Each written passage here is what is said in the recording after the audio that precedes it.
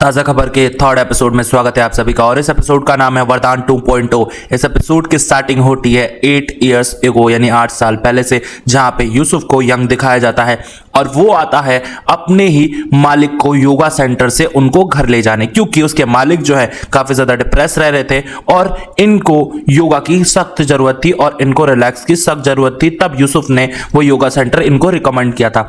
अब होता ये है, वो मालिक बोलता है कि यार मेरा है ना मूड खराब हो गया है, चल घर पे। और ये लोग सिर्फ सलाद और हरी सब्जियां ही खिलाते हैं, मेरे को कुछ फास्ट फूड टाइप का कुछ खाने ही नहीं देते।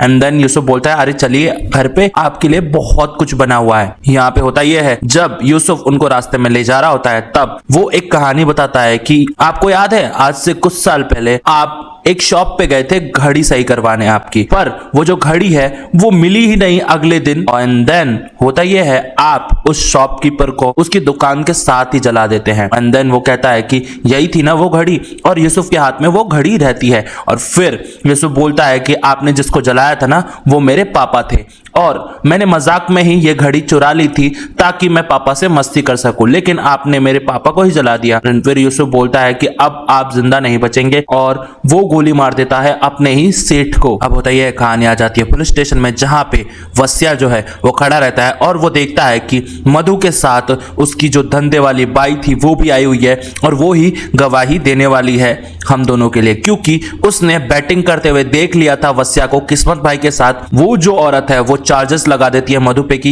इसने किस्मत को मारा है। एंड देन होता है, पुलिस वाला जो है वो कहता है ये लो तुम्हारे लिए फोन आया, और वो फोन किसी और का नहीं, वो फोन होता है यूसुफ भाई का। अब यूसुफ भाई जो है वो फोन करके बोलते हैं देखो ये पुलिस वाला ना बहुत ज्यादा ईमानदार है और हमारे लिए इसने इतनी ईमानदारी दिखाई है, तो तुम अब कोई शानपत्ती मत करो और वो जो तुम पैसे लाए हो ना वो दे दो उस औरत को। साथ साथ मेरी बात सुनो, ये जो कहानी है अब रिपीट नहीं होनी चाहिए और अब कोई गलती नहीं होनी चाहिए।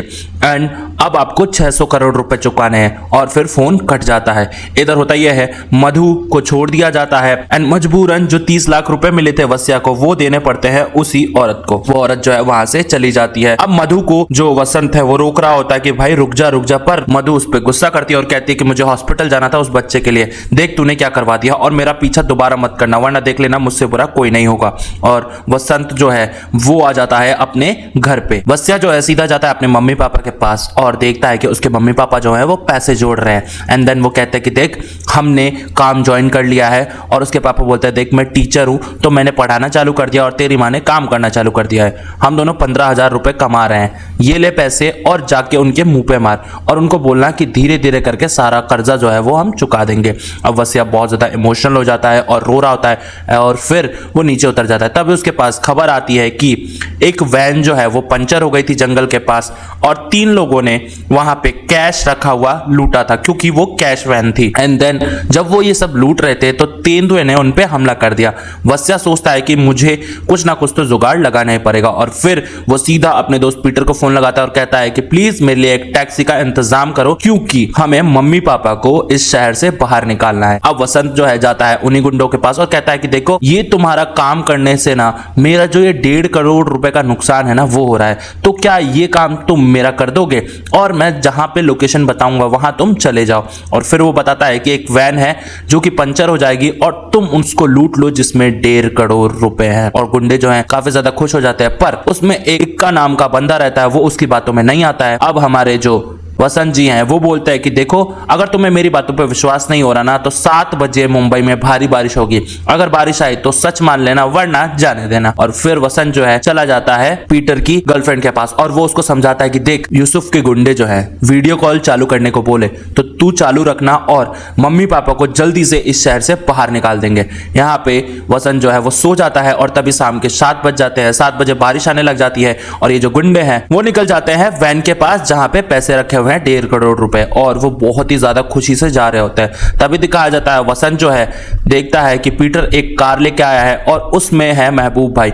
वसंत जो है वो बैठ जाता है और वो बोलता है कि जंगल की तरफ ले लो क्योंकि मेरे पास एक न्यूज है, एक प्लेन जो है वो क्रैश होने वाला है और उस प्लेन में हमें येलो बॉक्स में मिलेंगे 150 करोड़ रुपए के व्हाइट पाउडर। और फिर वो लोग जंगल की तरफ जाने लग जाते हैं। जब वो लोग जंगल की तरफ जाते हैं तो देखते हैं कि वो प्लेन जो है वो क्रैश हो गया है। जब उसमें देखते हैं तो येलो बॉक्स होता है और वसंत जो है काफी ज्यादा खुश हो जाता है कि वाह येलो बॉक्स मिल गया, येलो बॉक्स मिल गया। और फिर वसंत, महबूब भाई और हमारे जो पीटर है वो उस बॉक्स को टैक्सी में बांध देते हैं। साथ साथ वो एम्बुलेंस को भी फोन करते हैं क्योंकि उस प्लेन में 2 पायलट्स भी होते हैं जिनको उन्हें बचाना होता है। अब होता है दिखाया जाता है यूसुफ भाई को। यूसुफ भाई जो है वो फोन करते हैं वसंत के पास और पूछते हैं क्या हुआ, पैसों का इंतजाम हुआ? तब वसंत बोलता है हाँ मेरे को कुछ हाथ में लगा है और वो व्हाइट पाउडर मुझे मिला है और वो है पूरे 50 खोखे के, यानी वो उसको 50 लाख के बताता है। महबूब भाई बोलता है यार ये तो 150 करोड़ के है ना, तो तुमने 50 लाख ही क्यों बताए? तब वो कहता है कि अगर सारा उसको दे देंगे तो हम क्या काम आएंगे। एंड जैसे ही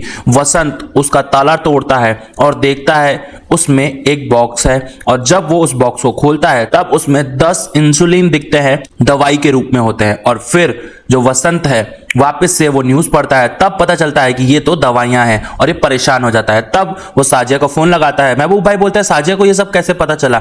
एंड यहाँ पे जो वसंत है वो बोलता है कि उसको पहले से ही सब कुछ पता है और वो आपको बताना नहीं चाहती थी क्योंकि आप दुखी हो जाते। अब वो साजिया से पूछता है, तब साजिया बताती है कि देखिए ये जो मेडिसिन है ये काफी ज्यादा महंगी है और इसे कोई भी अफोर्ड नहीं कर पाता है। ये 17 से 18 करोड़ की आती है और इसको इस्तेमाल किया जाता है नर्व सिस्टम ठीक करने में और ये बच्चों में पाया जाता है। अब यहाँ पे वसंत सोचता है कि ऐसी ही सेम बात मुझे मधु ने बताई थी कि उसके रूममेट का एक बच्चा है जो कि बीमार रहता है और वो अफोर्ड नहीं कर सकती है 17 से 18 करोड़ का इंजेक्शन। और फिर वो साजिया को बोलता है कि एक काम कर, जितने भी बच्चे हैं जो ये सब अफोर्ड नहीं कर सकते हैं और जो फंडिंग जमा कर रहे हैं इस दवाई के लिए, उनकी लिस्ट निकाल और मेरे पास 10 इंजेक्शन है जिसमें से हम 9 जो है वो बेच देंगे और एक तो मुझे ही चाहिए। और फिर साजिया जो है वो बात समझ जाती है। यहाँ पे वसंत जो है काफी ज्यादा खुश हो जाता है एंड वसंत को दिखाया जाता है वो उस बच्चे को बचा लेता है उसी इंजेक्शन से और यहाँ पे मधु जो है वो खुश हो जाती है। यहाँ दिखाया जाता है मधु को, मधु जो है वो खाना खाने लग जाती है वसंत के साथ और फिर वसंत बोलता है कि मैंने 3 इंजेक्शन तो फ्री कर दिए हैं, बाकी के जो 7 इंजेक्शन है उनको मैं बेचूंगा गरीब परिवारों में और जो भी फंडिंग का पैसा है वो मैं लूंगा और उनको 50% डिस्काउंट भी दूंगा। मधु ये बात सुन के बोलती है कि अब तुम गरीबों से भी पैसा छीनोगे। यहाँ पे वसंत बोलता है कि मैं खुद गरीब हूं तो क्या करूं। एंड फिर मधु इस बात से गुस्सा होकर चली जाती है और कहती है कि तू कभी नहीं सुधरेगा और वसंत जो है काफी ज्यादा गुस्सा हो जाता है।